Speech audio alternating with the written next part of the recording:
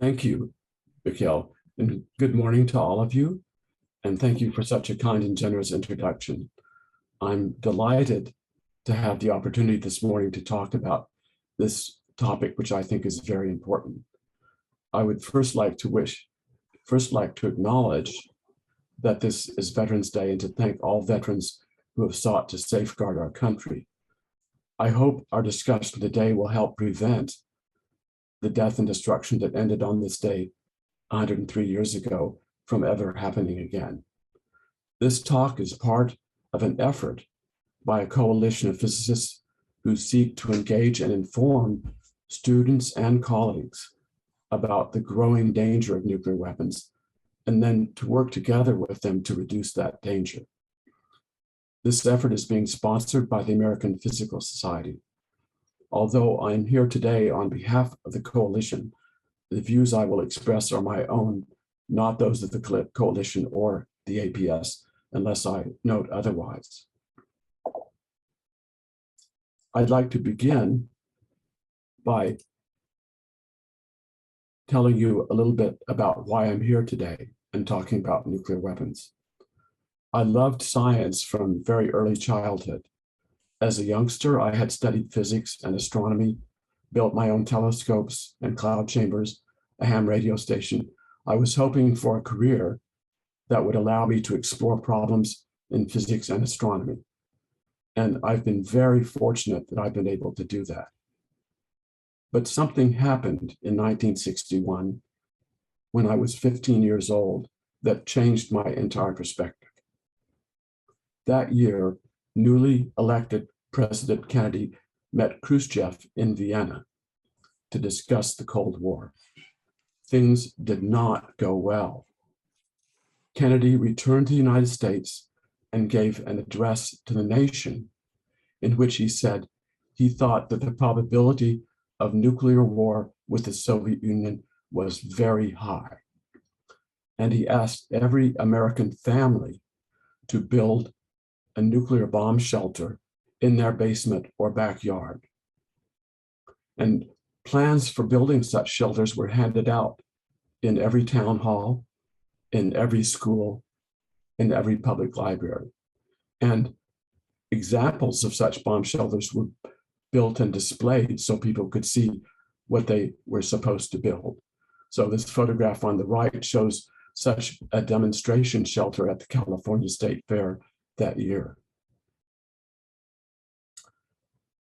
I was 15 years old. Kennedy said every family should build a bomb shelter.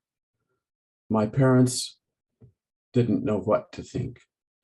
They called me in and they said, "Fred, we don't understand this at all. The president has asked us to build a bomb shelter.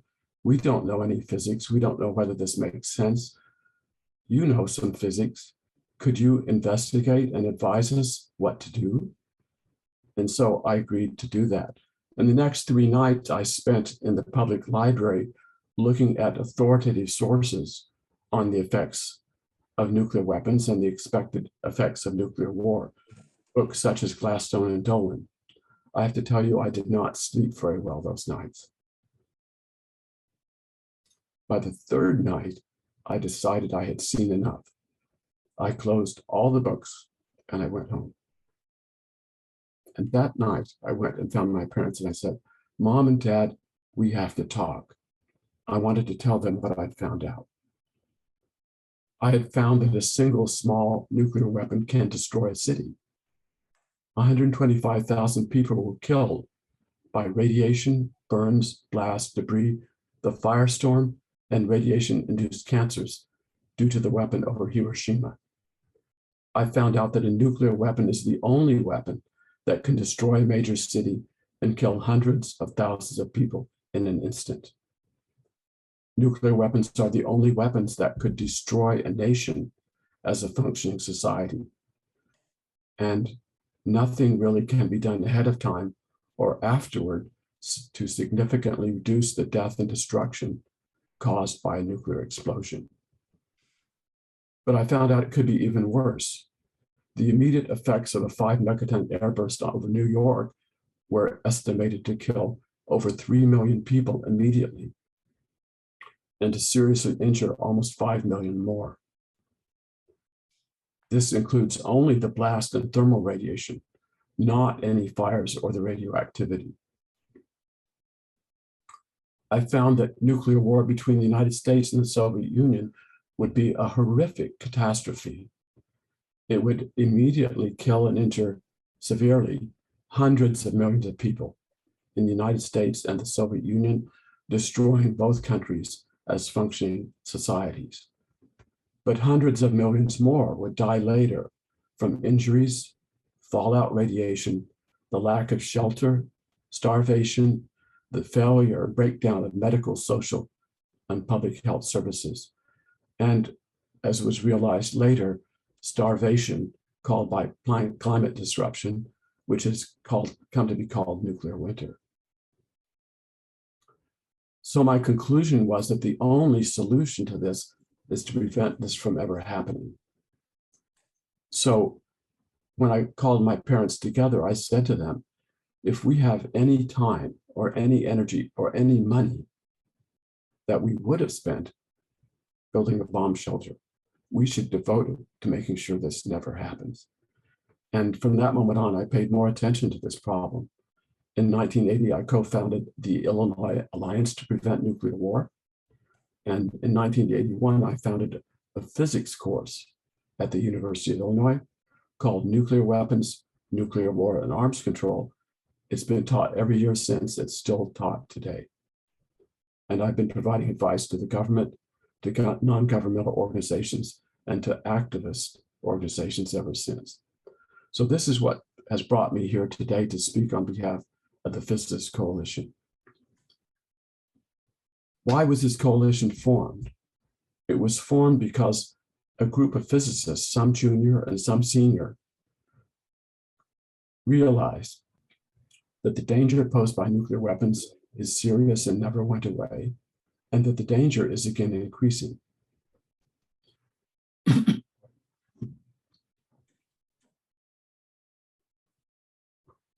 At past times of great danger, the physics community has played a key role in helping to reduce the threat posed by nuclear weapons. And the physics community can do this again now. So this is the goal of the APS-sponsored Physicists Coalition. And that's what's brought me here today. So I think it might be helpful, as I talk today, to have in mind a brief history of the world's nuclear arms. I'm sorry. I plotted on this chart the number of nuclear weapons in the world. So on the vertical axis here, from 0 to over 70,000, and then by year on the horizontal axis. And I've indicated some key events in the nuclear arms race. The first nuclear explosion by the United States, and then explosions of two nuclear weapons on 2 Japanese cities in 1945. The Soviet Union's first nuclear explosion in 1948. And then a major development in 1953 and 54, the development of the H-bomb, or thermonuclear weapon. The first test of a nuclear weapon that was thermonuclear was on March 1st, 1954, the Castle Bravo test. It had an energy release of 15 megatons, 15 million tons of TNT equivalent, 1,000 times the yield of the weapon on Hiroshima. It turned out to have a yield substantially larger than was expected. And it created an enormous crater in the Pacific and threw up enormous amounts of particles and dust and radioactive material. It caused great human suffering and environmental damage. It poisoned thousands of Marshall Islanders. The crew of a Japanese fishing vessel, the Lucky Dragon, was poisoned by the fallout. And that radiation and radioactive particles was put up into the stratosphere and poisoned the Earth's atmosphere all around. So that was a horrendous development. By the time that I became interested and involved in 1961, the US and the Soviet Union together had more than 25,000 nuclear weapons. And at that time, the US Secretary of Defense estimated that 400 nuclear weapons would be sufficient to destroy both the Soviet Union or the United States as functioning societies. But the building kept on. It surged upward and upward till it reached over 70,000 nuclear weapons. One key development here was the negotiation of the ABM Treaty, but it did not ban anti-ballistic missiles. And the defensive-offensive cycle continued and drove things further. The deployment of multiple warheads on individual missiles, so-called MIRVs, was driven by the concern to overcome potential missile defenses and accounted for a large part of this enormous surge upward. One of the things that I want to talk about is why this happened. This happened for a variety of reasons, and I think it's important to understand them, because only if we understand why this enormous buildup happened can we figure out how to end it and how to prevent it from ever happening again. So some of the factors were fear. Everyone was terrified of these weapons. Uncertainty in how many weapons the adversary had and what they might do with them. A sense of competition between the two sides and perceived political advantage. It, even today, is advantageous generally to advocate for more nuclear weapons and not advantageous politically to argue for fewer. There were also effects of new technologies, like putting multiple warheads on a single missile, the MIRVs. Very hard to resist. And the gigantic military nuclear industrial complex, which has very powerful lobbying capabilities and gains enormous profits from continuing this kind of development. Everyone seemed to be so scared that they couldn't really think about how to end this. I do remember teaching my course the day in the 1990s, when for the first time, one of my students looked at this chart, which I showed them, and she said to me, "Professor Lamb, how did this happen? It's insane." And I said to her, "Sarah, you're right, it is insane. And now let's talk about why it happened." So I explained many of the factors I've just explained to you. In the early 1980s, there were some further developments. The surge was continuing. There was active talk in the United States about fighting and winning a nuclear war. The Star Wars program was started, which drove even further the offensive retaliation cycle. And in addition to that, there were talks about things like evacuating cities. Practice evacuations of Chicago were planned. And the result was an widespread talk, and eventually that got people's attention, particularly medical doctors and the physics community. And they brought a recognition of the catastrophic human death and environmental destruction that any use of nuclear weapons would cause. And it led to a huge public outcry against the situation in the US and Europe and behind the scenes in the Soviet Union. So this outcry, nuclear freeze movement and other things, was one of the factors which drove President Reagan to announce the Star Wars program to build an impenetrable shield.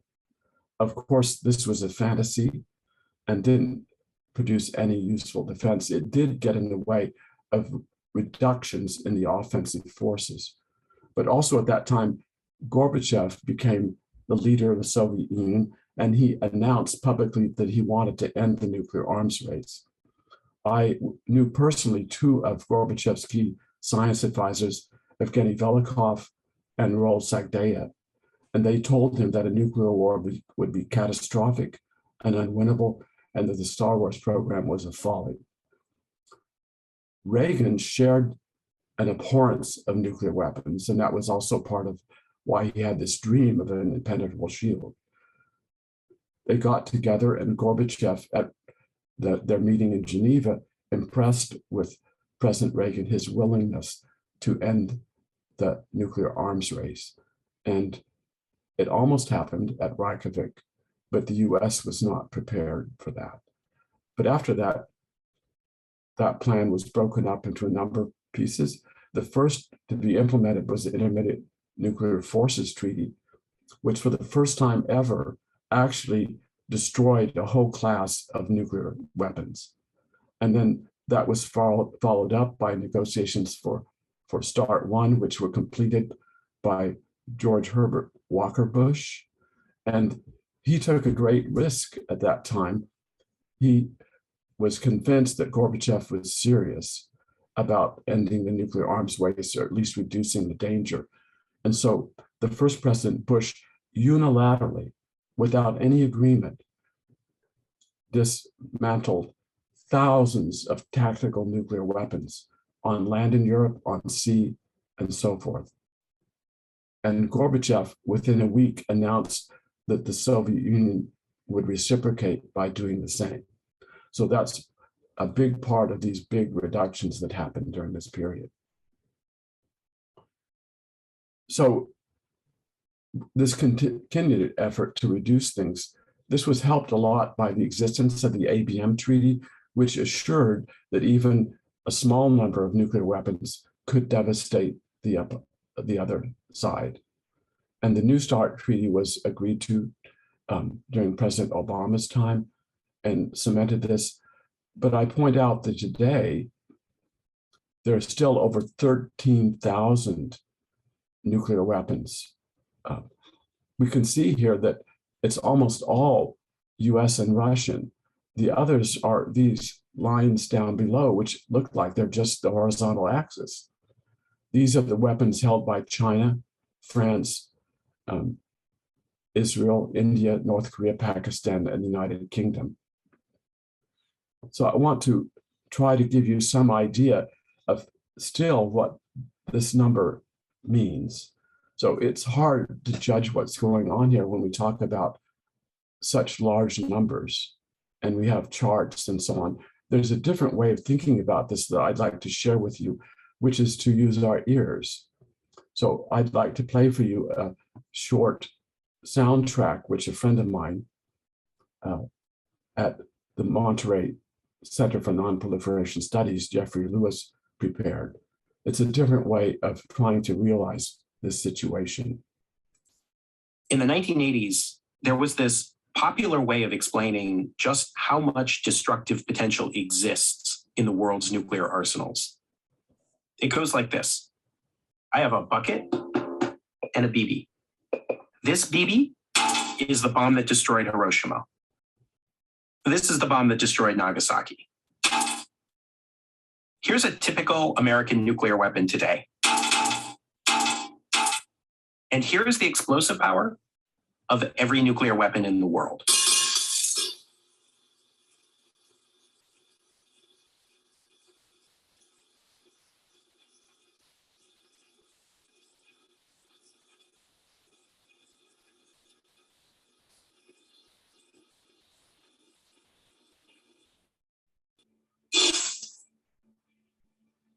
It is totally bizarre to live amidst enough firepower to kill every person on Earth and not even think twice about it. We spend billions of dollars a year in the United States planning and preparing to fight a nuclear war on a few moments' notice.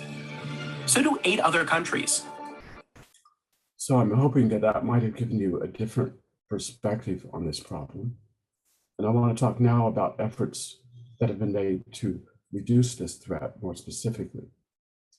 One of the first pioneering agreements was the 1968 Nuclear Non-Proliferation Treaty. And it basically divided the world into 2 categories. The nuclear weapon states, which already at that time had nuclear weapons, and their weapons were grandfathered in. Those states are China, France, Russia, United Kingdom, and the United States. They promised not to give nuclear weapons or nuclear weapon technology to the other category of states, the so-called non-nuclear weapon states. In return, the non-nuclear weapon states agreed not to accept or manufacture nuclear weapons, but they were guaranteed access to peaceful nuclear technology, which included uranium enrichment and plutonium production technology.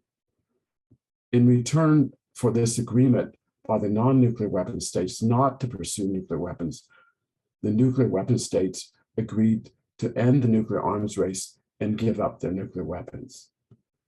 As you know, that has not happened. So the non-nuclear weapon states feel that the nuclear weapon states have not complied. Currently, 9 nations have these 13,000 weapons. This is shown in this bar chart here, which shows in more detail how many weapons are estimated to have being held by each country. And you can see that Russia and the United States have the overwhelming number of nuclear weapons today. 2,000 of these US and Russian nuclear weapons remain on high alert. We have weapons on submarines, intercontinental range bombers, and ICBMs. The decision timeline for an ICBM attack is extremely short, and it's shown here on this chart. The total flight time from Russia, central Russia, to the United States is about 30 to 40 minutes. But in actuality, with the warning systems even that we have today, the timeline for decision-making is extremely short. And it's shown right here. It's only a few minutes before the president would have to issue an order as to whether to launch a retaliatory strike.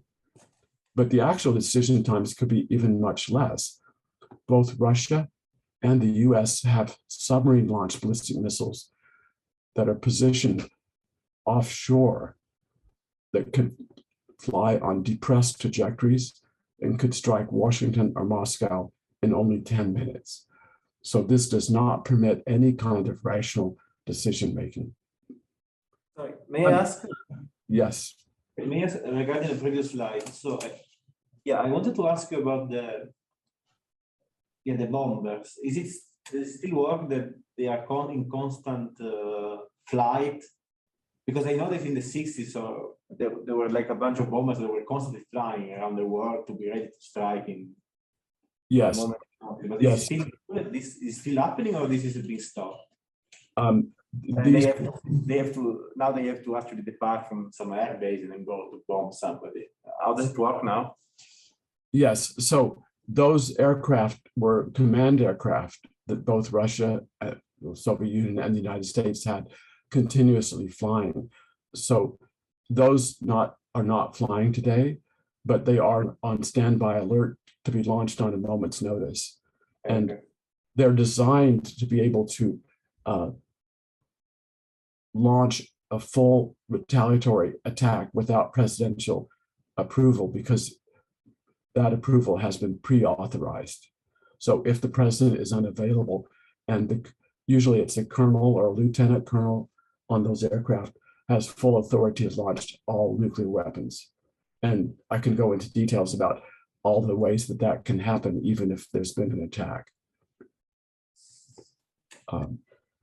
So it is true that the ICBMs are nominally pointed at the open oceans, but they can be reprogrammed in less than 100 seconds to point to Moscow or Washington. So it's kind of a gesture, but it has no real significance. Let me talk for a bit about the effects of the US-Russian nuclear war. The radioactive fallout from an attack by Russia on US missile silos and bomber bases, only, no attack on people, supposedly, would cause enormous radioactive fallout across the United States. This is a map prepared by FEMA, and it shows the result of attacks on the air bases in the West and in Texas in the South. And these are attacks on the missile bases in the northern Great Plains. And the westerly winds mean that the radioactive fallout from these ground bursts would drift all across the United States, and the red stripes are where FEMA estimated that people would be killed. So it's an enormous, this is just a so-called counterforce attack and fairly limited against the missile silos and bomber bases. There have been calculations of the effects of the US-Russia nuclear war. And what I'm going to talk about is using the strategic arsenals that were available in 2012, so enormously reduced from what they were before. The New START agreement reduced these by another 25%, so significantly, but not a lot. And the calculation I'm going to describe assumed that these weapons would be targeted only on industry. In the United States, such an attack would immediately kill 60 million people and seriously injure an additional 40 million. In Russia, the attack by the United States would immediately kill 50 million people and seriously injure an additional 20 million.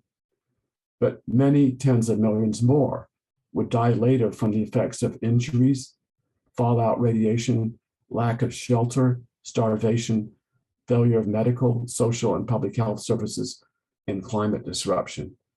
I'll come back to climate disruption in just a moment, but I want to tell you it's not just the US and Russia nuclear war that would be a serious problem for the world. Calculations were also done for so-called small India-Pakistan nuclear war, assuming that each country only had 25 small nuclear weapons. And again, that they were only targeted on industry. And the calculation indicated that 20 million people would be killed immediately, and that the soot that would be lofted into the stratosphere would block 7 to 10% of the sunlight reaching the Earth's surface for a decade. Tens of millions of people more would die not only in India, Pakistan, but all around the world from the effects of injuries, fallout radiation, lack of shelter, starvation, and the failure of medical, social, and public health services, and the climate disruption. Let me talk for a moment about the calculations of climate disruption. So this chart shows the estimated effects on climate of these two nuclear wars that I mentioned. The thing that causes the climatic effect is the lofting of soot into the atmosphere and the stratosphere in particular by the nuclear explosions. And it causes a reduction in precipitation around the world, and here is the percentage change, and also a reduction in the average temperature around the world, and here it is in Celsius. If we look at the small, quotes, India-Pakistan war, it would reduce precipitation around the world by an average 7 to 10%. And it would cause a reduction in the temperature by about 2 degrees Celsius. And just for comparison, that's twice as much as the reduction that occurred during the Little Ice Age, which was the time for a couple hundred years before the 19th century. And that caused crops to fail around the world, caused sometimes snowfalls in the Midwest and in Ukraine during the growing season. Some countries actually, over half their population died because of lack of food. So this is, a big effect, even though the mean temperature change isn't so big. But an attack between the United States and Russia is shown here. This is the war that I showed you before. And in this case, the percentage decrease in precipitation is nearly 50%. And the temperature decrease would be over 8 degrees Celsius. The ice age, the true ice age by comparison, happened when the temperature dropped by 5 degrees. And this would go on. It's not just a sudden thing. The effects of the soot would decrease only by 50% every 5 years. So it would be devastating for the world, not only for the countries that directly involved. How might a nuclear war start? Well, one of the most likely ways, I think, is the possibility that conventional war could escalate to nuclear war. This could happen because of aggression against a NATO country by Russia, or Chinese aggression against Taiwan or Japan. It starts out conventional, but then escalates to a nuclear war, or North Korean attacks on South Korea or Japan, or a war between India and Pakistan, two nuclear-armed countries that have already been fighting wars periodically, could go nuclear, and wars involving Israel. There's also the possibility of accidental, inadvertent, or unauthorized use, an accidental detonation, a false warning, a rogue officer who issues a launch command. All these are possibilities. And then there's nuclear terrorism using stolen weapons or materials. There are 20 publicly known intercepts of more than 20 kilograms of stolen, highly enriched uranium and plutonium. These are amounts that could be used to make a nuclear weapon. Although a terrorist explosion would be terrible, it would probably have only a limited effect. But it could also be misunderstood or mistaken for an attack by another adversary. And a retaliation then might lead to war between countries. I might also emphasize that the nuclear arms competition is itself very dangerous and destructive.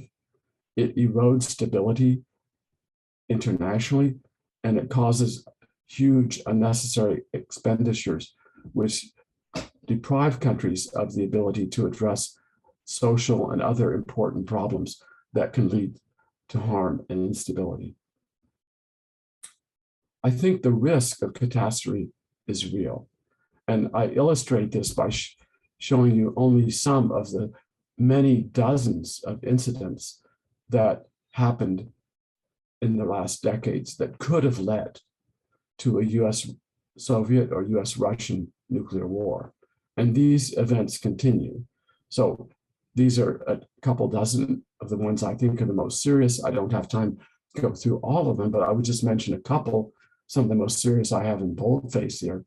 In the midst of the Cuban Missile Crisis, the United States loaded large nuclear weapons on 7 of the 8 Titan missiles based at Vandenberg, and then fired one of the Titan missiles, the only one which had not been armed with a nuclear weapon, as a test.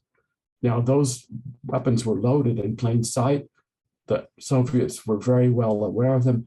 It's a miracle that when that test was launched at the height of the Cuban Missile Crisis, having watched those Titan missiles be loaded with nuclear weapons, that the Soviet Union did not respond. It did respond, but not with an attack. During the height of the crisis, just a day later, the US attacked a nuclear-armed submarine that was accompanying Soviet freighters to Cuba. The US did not know that the submarine was nuclear-armed. The submarines left the Soviet Union with orders to respond with nuclear weapons if they were attacked. And it's a miracle that that did not lead to nuclear war. And it's only by chance. There were not only the captain and first officer on board that submarine that was first attacked by the US, the admiral of the submarine fleet was on that submarine. And when that submarine was attacked, the officers opened the safe and got out the codes to retaliate with nuclear weapons. And the admiral said, just a minute, I will not agree to do this unless all 3 of us agree. So they read the orders. The captain and first officer said, we must fire back. And the admiral said, no. And so they didn't. And the submarine was driven to the surface. And when they got back to Moscow, they were court-martialed and punished severely for not having fired those nuclear weapons. But had they done so, it's almost certain that would have started a nuclear conflagration. So that happened some time ago, but I just mentioned this kind of thing has happened more recently. One example, during the 90s, the Norwegians prepared to fire a sounding rocket, and they notified Russia that this was going to happen. But somehow the message did not get to the leadership or the warning system. So when the rocket was fired, it looked as though it was a decapitation strike against Moscow. And Boris Yeltsin was given the football. The reports differ. Apparently, some say that he opened the football, they got out the codes to order a retaliatory strike. He was told he only had 3 minutes to decide. And then the word came in that it had been identified as not a strike by an ICBM. And so that didn't lead to nuclear war, but it could well have. I think John Kennedy, as early as 1961, in his address to the UN, got it right.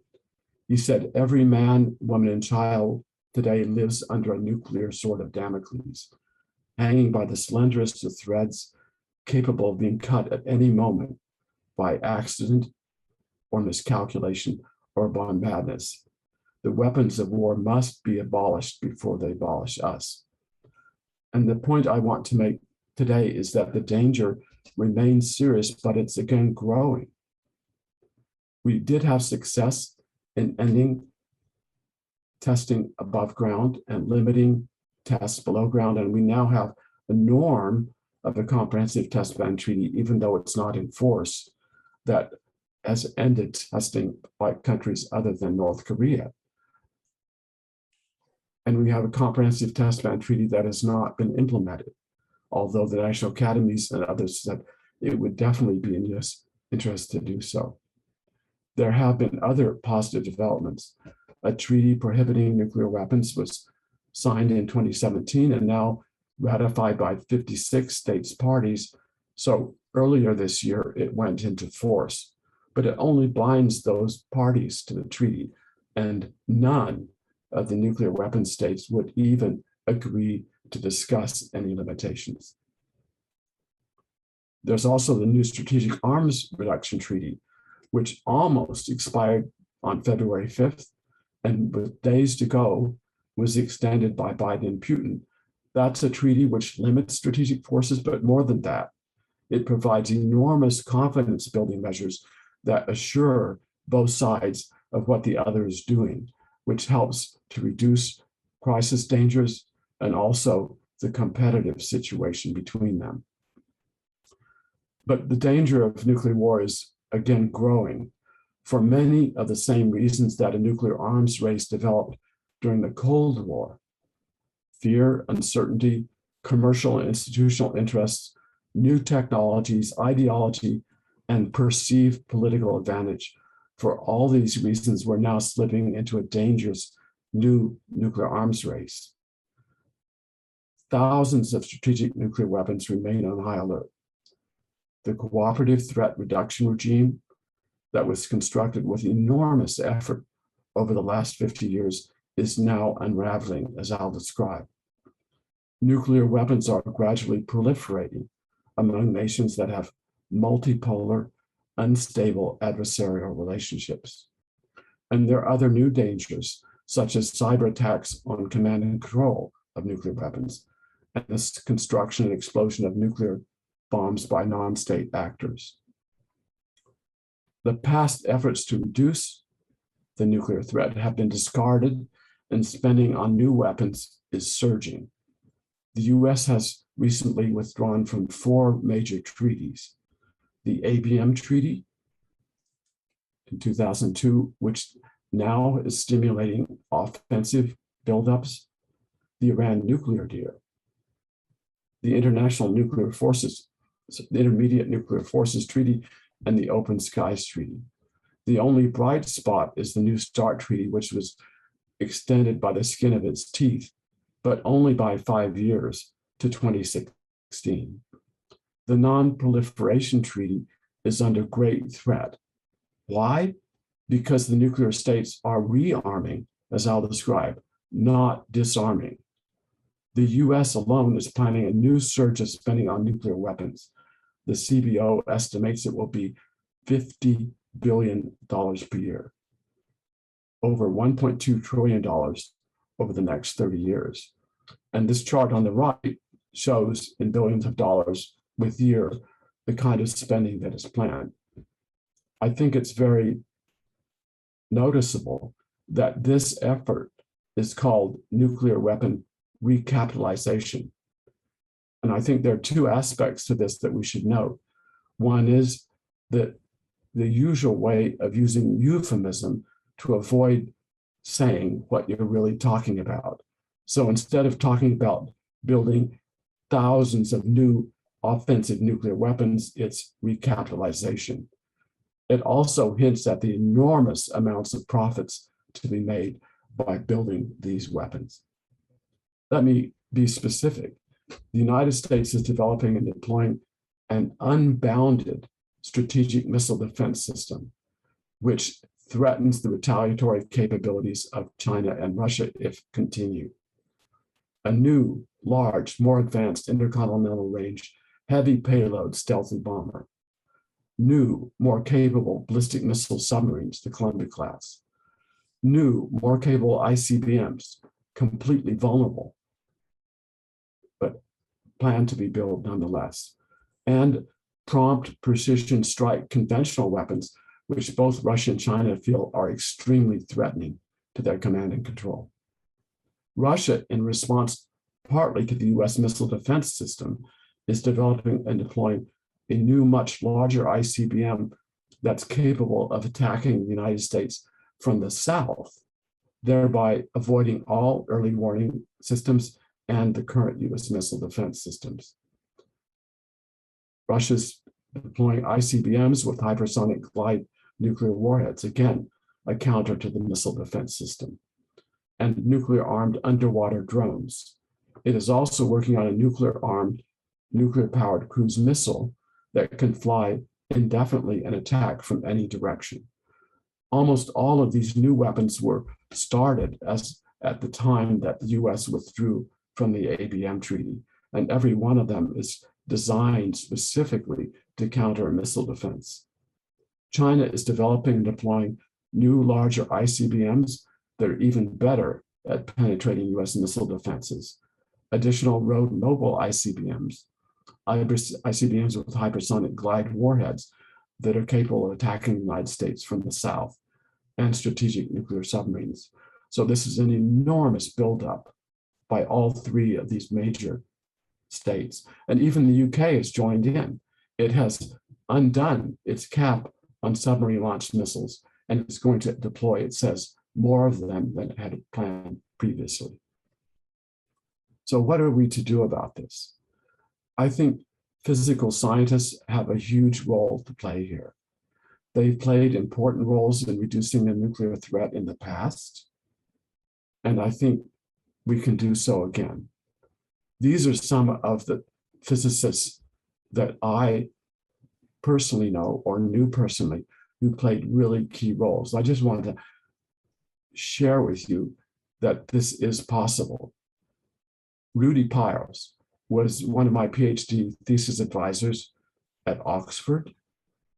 He was a Jew who fled Nazi Germany, and he wrote with Otto Frisch the famous Frisch-Piles memorandum, a secret memorandum which showed the British government for the first time that nuclear weapons were feasible and practical. And he joined the Los Alamos effort. But after the war, he became a leader in the Pugwash movement to try to end the nuclear arms race. Joseph Rotblat, another Jewish scientist who fled the Nazis. He went to work on the bomb in Los Alamos because he feared that the Nazis would get the bomb. He worked there until 1944, when it became clear that the Germans did not have a nuclear bomb project. At that point, he immediately resigned and left Los Alamos and helped to found the Pugwash movement to end the arms race. He was one of the most powerful voices about the 1963 test ban need. And he was one of the people who spoke out about the Castle Bravo test and the poisoning of the atmosphere. He was awarded the Nobel Peace Prize along with the Pugwash movement for those efforts. When I arrived as a freshman at Caltech, I met Linus Pauling, who was very active and deeply involved in advocating for the limited atmospheric test ban because of the poisoning of the atmosphere. And I watched as the board of trustees at Caltech tried to fire him for his activism. But the president of Caltech at that time was a physicist, Lee Dubridge, who had participated in the war effort. And he said, "This will not happen on my watch." And so Linus Pauling was allowed to keep his position, and he went on to be awarded the Nobel Peace Prize for his efforts to end atmospheric testing. He had already won the prize in chemistry for his work there. And I met Andrei Sakharov, Hans Bethe, Dick Garwin, John Bardeen, and so on. All of these physicists played important roles in opposing the nuclear arms race and reducing the threat. How could we reduce the risk today? We could have a renewed ban on nuclear testing that the US signs. We could adopt a policy of sole purpose or no first use. We could take silo-based ICBMs off high alert and end the current launch on warning nuclear posture. Be better yet to just eliminate the silo-based ICBMs altogether, which are just a danger. It's important to end presidential sole authority. Even in Russia, in theory, at least 2 leaders have to agree before nuclear weapons can be released. To limit the ballistic missile defenses that are driving the offensive buildups by China and Russia, to extend and augment the New START treaty. And because we have such a dysfunctional political system and a setup which probably prevents us from having any kind of treaty agreements, maybe ever again, we need to explore non-treaty agreements with adversaries such as Russia and China. What should be our ultimate goal in these activities? I think that President Reagan had it right. He said, "I support a zero option for all nuclear arms. My dream is to see the day when nuclear weapons will be banished from the face of the earth." And why does that look like the most important end goal? It's because as long as we have nuclear weapons, I think that eventually they will be exploded. And that will be a catastrophe if it happens. A number of junior and senior physicists have got together to form this coalition because we feel it's crucial to re-engage in the debate over how to reduce the dangers of nuclear weapons. But I know it's vital for us to make other changes in our world, to end racism, to halt the climate catastrophe, and other problems. Making these changes is urgent and it's absolutely critical. Many of us in the coalition are also deeply engaged in efforts to make these changes.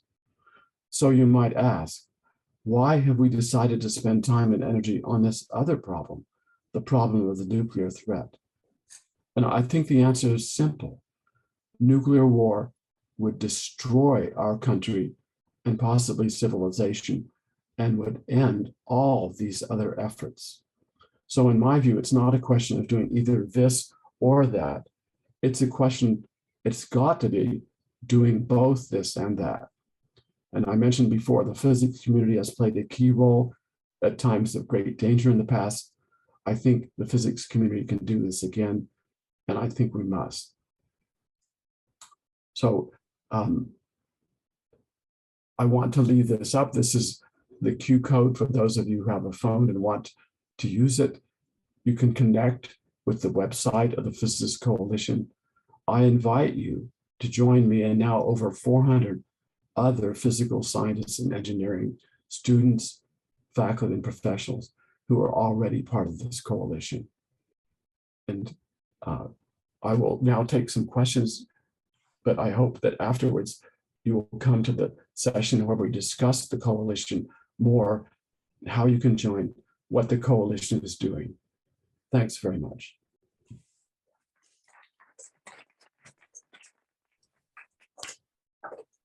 Thank you, Fred. So do we have any questions? Yes, please. And so you talked a lot about these agreements between major countries that have big nuclear arsenals, and that's certainly one important issue. But there's also another issue that as technology develops, I think it's becoming easier and easier, in relative terms, to produce nuclear weapons, and this is becoming more and more available to actors that are, I think, smaller and maybe increasingly irrational. And you see the big failure that happened with North Korea. So the question is there any hope in addressing this worry? Yes, well, that's an excellent question. I think there are several aspects here. One is, I think the Non-Proliferation Treaty has been very successful in many respects. At the time it was signed, the forecasts were that there might be 30 or 40 or even 50 countries by now that had nuclear weapons, and that has not happened.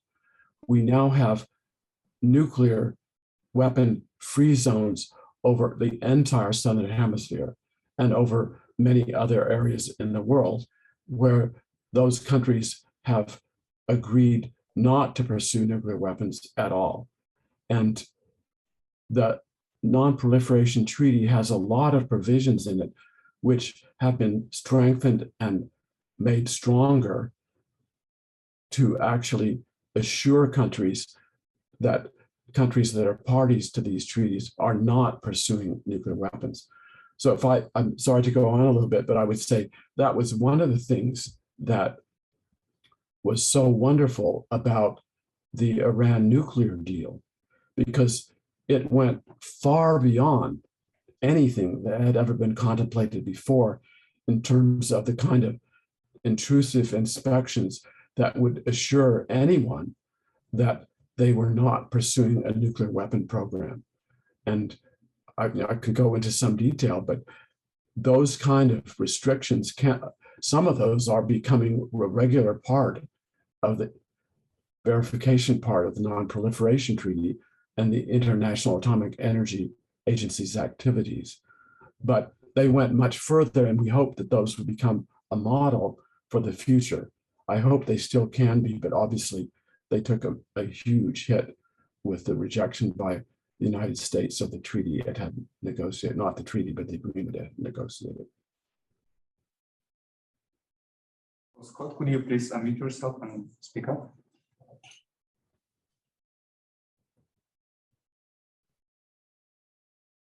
Scott, I can't hear you. I think you might be muted. Scott, I can't hear you.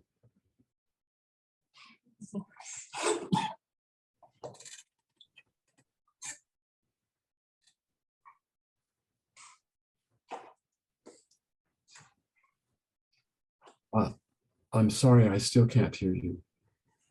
Can you try it again, Scott? Nope. Maybe you can Maybe you type can- in the chat. Yeah, could you maybe write in the chat?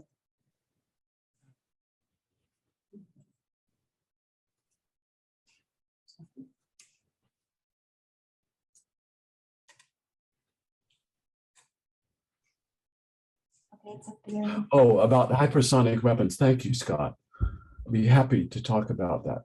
So these hypersonic weapons that are all in the news, they are significant, but not for the reasons that are usually mentioned. So there's been an enormous amount of misleading information put out for various reasons and by some media. So these weapons are basically a kind of warhead, which they're called boost glide vehicles technically. And so they're boosted by a normal ICBM type missile and then released at relatively lower altitude on the uprise, and then they fall to the Earth's atmosphere. And then because they have glider-like capabilities, they can execute lots of different maneuvers, go up and down and turn sideways. So this is designed specifically to evade missile defenses like the US ground-based missile defense. It does not provide a way to attack that is more difficult to detect or faster. These gliders glow because of the atmospheric heating, so they're incredibly visible to the overhead infrared sensors that we have on board satellites, and they can be tracked very easily through their entire atmospheric flight because of that. They're also slow because it takes a lot longer for a glider to fly a long distance than a warhead on a ballistic trajectory. So they take, much longer to get to their target. So the only advantage they have is that they fly in the atmosphere where the current missile defense system is not designed to operate except the terminal defense. To my point of view, it's obvious that you would only do this if you're worried about the US missile defense system becoming at some point capable. At present, it's really not. But engineers and defense experts know that it takes decades to develop systems, so they project ahead and they project the worst possible situation, and then they build toward that. So that, I think that it does not change the equation at all. The US missile defense system is acknowledged to be totally ineffective against Russian and Chinese missile forces today. So building hyperglide vehicles is just piling on in a sense, but one can understand why they do this. We've done the same. All right, any more questions? Yes, please, Angela. Yeah, so maybe this is a naive question, but what is the level of correlation between the improvement or the work on nuclear energy for actual energy reason and then the development of nuclear weapons? Well, I think there's sort of two aspects. Yeah, if you're talking about nuclear energy for production of, say, electrical power. Yeah, exactly. Meaning, yeah. Do they go hand in hand? Do you feel like they go hand in hand, or one could imagine a situation where you can safely use nuclear energy without having to risk the improvement of nuclear weapons? I think, personally, I think that's entirely possible. We know how to design nuclear reactors that will not produce products that can be used to make nuclear weapons. And there, in some cases, it's a little bit more difficult, but not seriously. So if that's made a high priority, as it should be, then that's not a significant problem. Okay, thanks. More questions? Yes, Nina. You mentioned a couple of dozen incidents of prevented theft of materials that can be used in construction of the bombs. So are there then incidents that are known to exist that have never been resolved and the actors are unknown, and there are some large amounts of materials kind of floating out there in hands of actors that we don't know who they are and what their intentions are, or is it not the case? It's a complicated situation. That's a really great question. So much of the problems developed when the Soviet Union collapsed, and there were a lot of sources of weapons-grade nuclear material which were not under safeguards or protected well. And there were also huge financial incentives because people were starving to death to sell this material they might have on the market, black market, in order to get funds, apart from any possible political desires. So the United States really did a great thing at that time, and the Russians as well. They joined together to build and cooperate on systems to detect and protect those nuclear materials. And a tremendous effort went into that, and it was very highly successful. As I mentioned, there are publicly known about 24 incidents in which nuclear weapon-grade material was detected as being transferred. it amounts to a relatively modest total amount. Those were, of course, seized. So we don't know what we don't know about, of course, and that is a concern. I think that the efforts that the US and Russia made, though, to try to develop surveillance of those and to protect the material that we did know about were highly successful. And I might comment that a lot of the uranium used in US power reactors is down-blended weapon-grade uranium that was supplied by Russia as part of this project. So it's a way to make use of what were weapons-grade materials for a peaceful, positive purpose.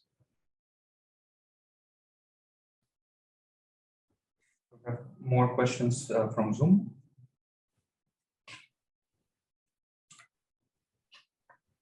From the audience? More questions? Okay, if not, then let's thank Fred again.